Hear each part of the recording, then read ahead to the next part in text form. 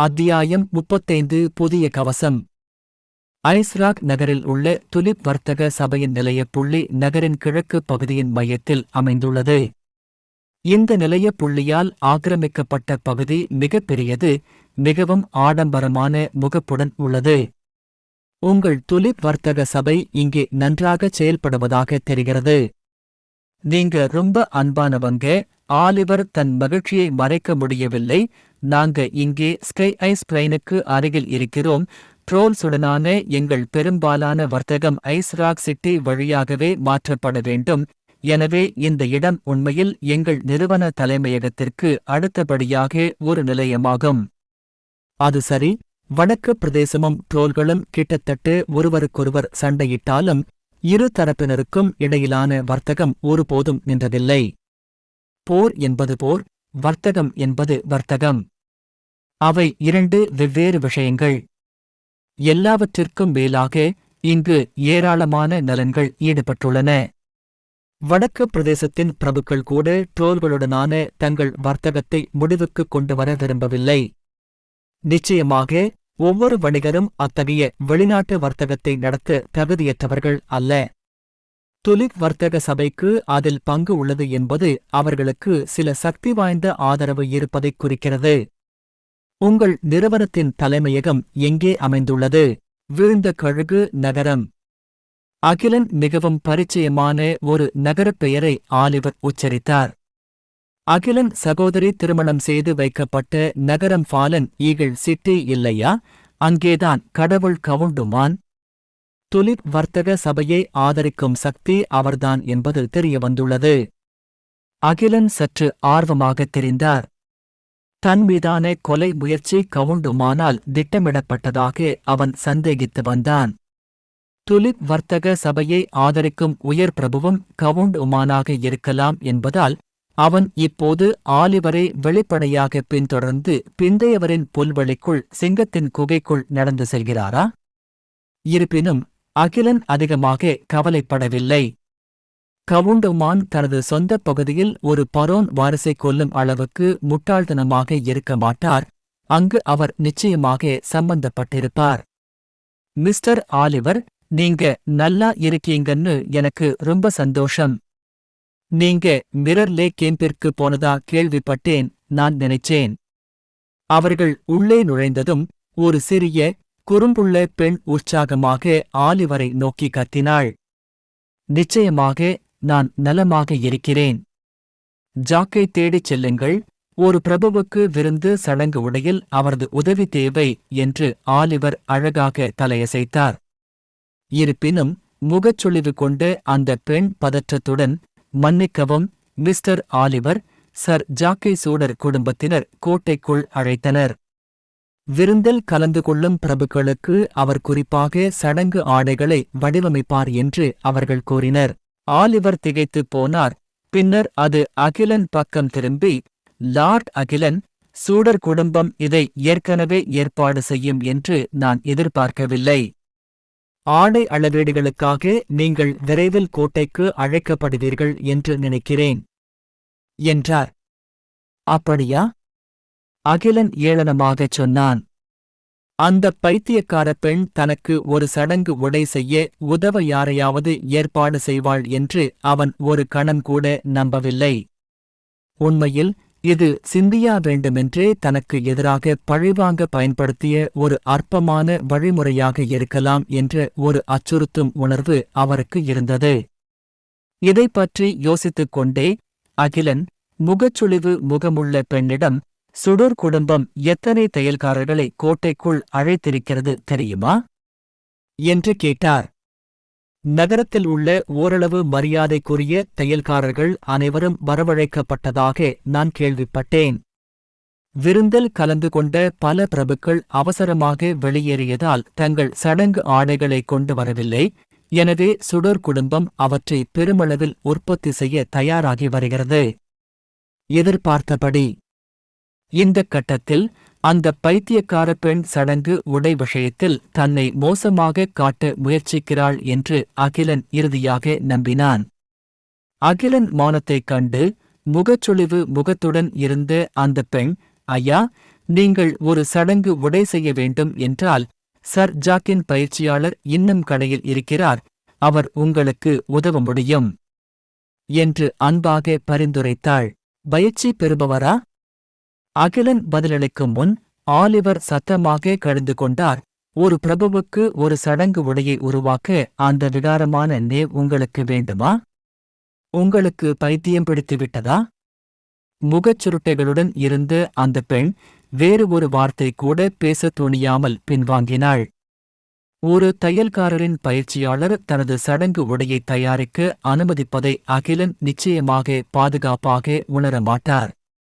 நிச்சயமாக அவன் சுடர் குடும்பத்தின் அரண்மனைக்கு செல்ல மாட்டான், அந்த பைத்தியக்கார பெண்ணிடம் உதவி கேட்கவும் மாட்டார்.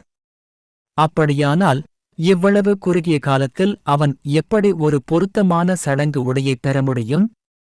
அகிலன் தன் கன்னத்தை தடவி ஒரு கணம் யோசித்துவிட்டு திடீரென்று, உங்கள் கடையில் கவசங்களை விற்கிறீர்களா என்று கேட்டார். நிச்சயமாக, ஆலிவர் உடனடியாக பதிலளித்தார். தயவு செய்து என்னை பின்பற்றுங்கள் என் ஆண்டவரே. அகிலன் ஆலிவரை பின்தொடர்ந்து ஒரு அறைக்குள் சென்றார். அங்கு அவருக்கு முன்னால் அனைத்து வகையான கவசங்களும் வைக்கப்பட்டிருந்தன.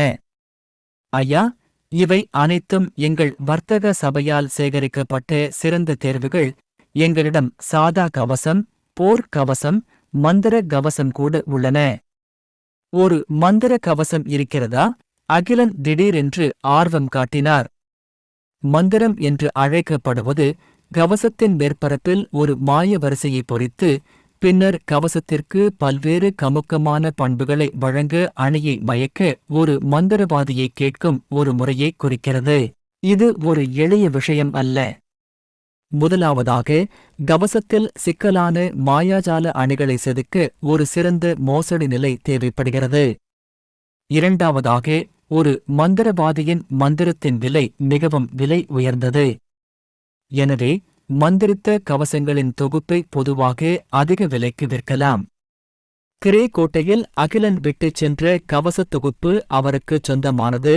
அது மந்திரித்தது அல்ல, மேலும் ஆங்லர் குடும்பத்தில் உள்ள ஒரே மந்திரித்த கவசத் தொகுப்பு அவரது தந்தையால் அணியப்படுகிறது.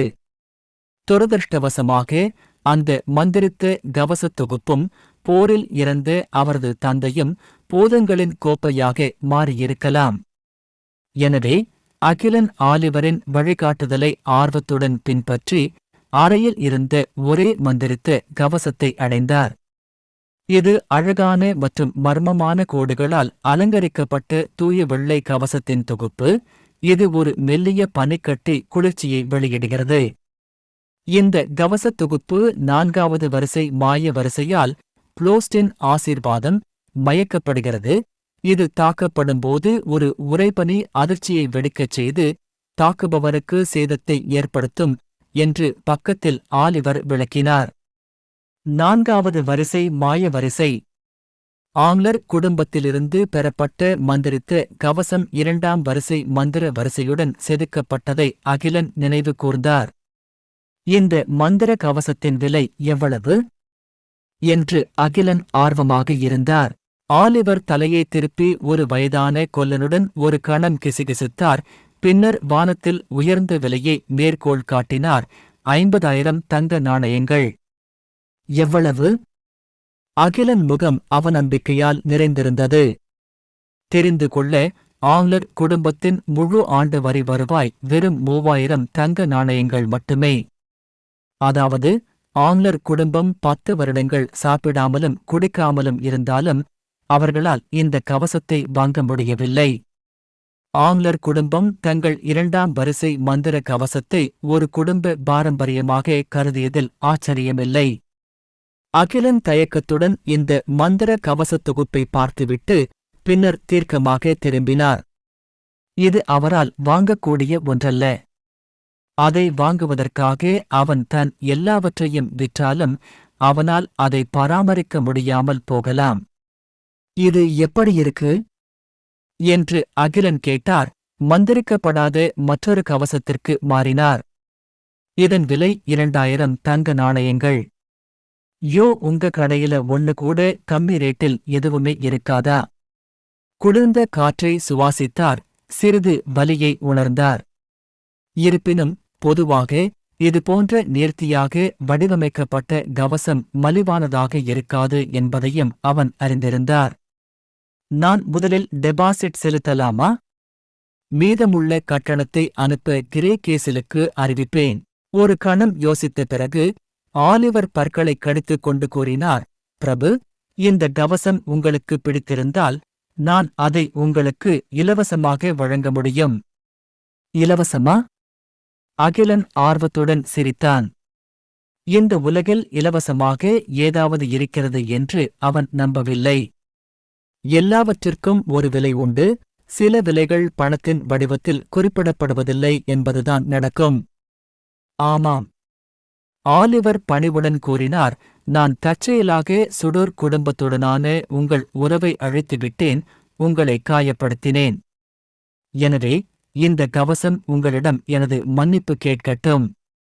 உண்மையில் துலிப் வர்த்தக சபைக்கு திரும்பிய பிறகு இந்த கொழுத்த மனிதன் அகிலன் கட்டுப்பாட்டிலிருந்து தன்னை எவ்வாறு விடுவித்துக் கொள்வது என்று திட்டமிடத் தொடங்கினான். உண்மையில் இந்த இலவச கவசம் ஆலிவரின் மீட்பின் விலையாகும். சரி, உங்கள் மன்னிப்பை நான் ஏற்றுக்கொள்கிறேன். ஆலிவரின் மன்னிப்பு நேர்மையானதாக தோன்றியதைக் கண்ட அகிலன் இந்த விஷயத்தை மேற்கொண்டு தொடர வேண்டாம் என்று முடிவு செய்தான். பின்னர் அவர் ஒரு காகிதத்தையும் ஒரு பேனாவையும் வாங்கி உருமும் கரடியின் தலையை வரைந்தார். அதன் பின்னால் சில முட்கள் நிறைந்த வடிவங்கள் கொண்ட யுவன் கேடய சின்னம் இருந்தது. ஆங்லர் குடும்பத்தின் சின்னத்தை அதில் பொறிக்க எனக்கு உதவுங்கள். 3 நாட்களுக்குள் அதை என் இல்லத்தில் ஒப்படைக்கவும். சரி. வழிமுறைகளை வழங்கிய பிறகு அகிலன் புறப்படத் தயாரானார். லார்ட் காலின்ஸ் விருந்துக்கான சடங்கு உடை பற்றி ஆலிவர் அவனுக்கு அன்பாக நினைவூட்டினார். சம்பிரதாய உடைக்கான திட்டம் என்னிடம் ஏற்கனவே உள்ளது, நீங்கள் கவலைப்படத் தேவையில்லை. புரிந்து கொள்ள முடியாத புன்னகையை வெளிப்படுத்தி அகிலன் திரும்பிப் பார்த்தான்.